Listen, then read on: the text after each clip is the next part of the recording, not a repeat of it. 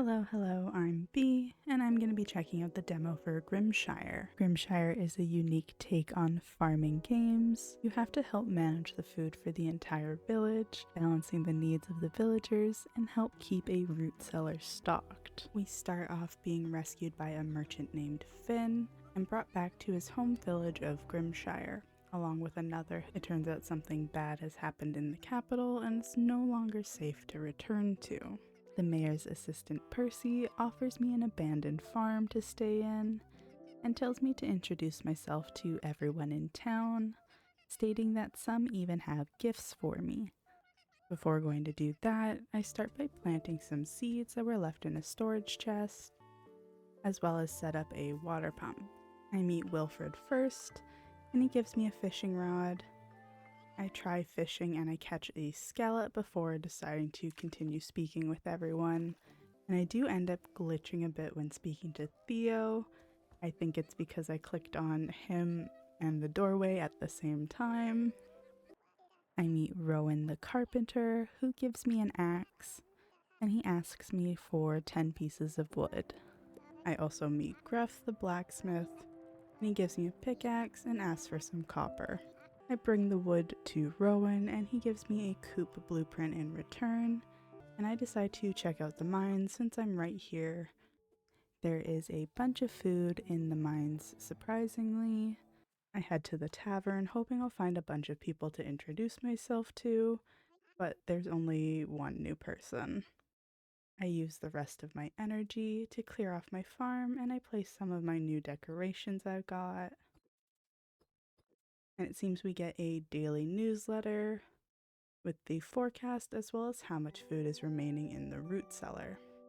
And we woke up to the news that the goat woman who arrived with us passed away and there will be a funeral held for her. Even though this game is tagged as cozy, I think some would argue otherwise. I give Gruff the copper ores and he gives me a smelter in return. And as I was leaving the forest, I run into Hazel, who gives me a compost bin, which I'm sure is more useful for a longer playthrough. I feel like I spent most of the time just running around and foraging. I met Adeline earlier. She's researching the land and has asked for 10 donations, so I donate what I can. I finish meeting everyone and Theo gives me some money and peanuts in return. But at least I have enough items to complete Adeline's request, and she asked me to collect 10 more items. At least she gave me a lot of money and nice decor, and I bought all the drying racks I could because it's the best way I knew of to preserve food for the root cellar. I cleared off more of my farm just because I hate the mess. I go fishing with the last bit of my energy, and I remembered seeing a smoking hut being sold in the marsh area, so I go buy one and set it up. I also set up my coop, and since I cleared off a chunk of my farm, I had enough resources to build it right away, and I continue my fishing around town. I ended up passing out right outside my door. I noticed the clock was flashing, but I thought I had more time. I woke up to another cutscene, this time explaining that in exchange for the farm, I would help supply the town with food, but that I would also be exempt from taxes. I find it funny that this is the first game to actually bring up taxes.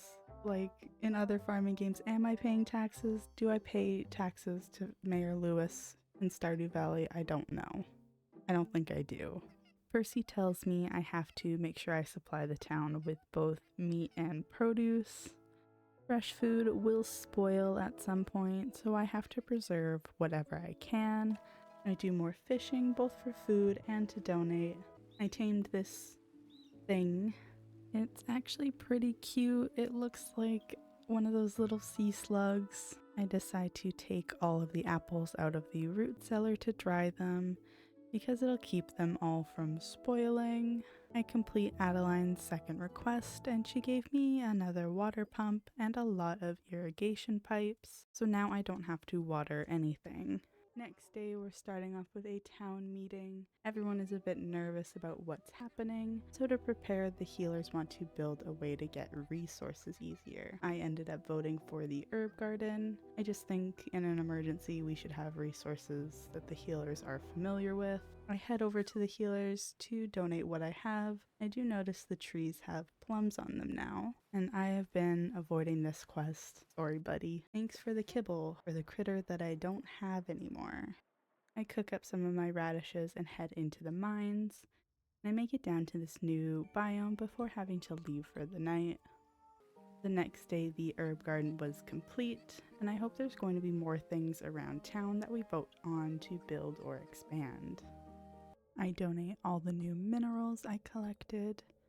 I head back into the mines, and it's harder to go through the mines at this point.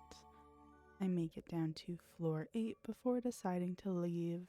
I wanted to clear off more of my farm, but since I'm out of stamina, I sold absolutely everything to buy as much food as I can. I clear a path towards the marsh, although there are several trees that I can't cut, and I head to bed just before I pass out. The next day there's raspberries all over, so I forage whatever I can and go donate one of them, hoping to complete the third quest, which didn't happen.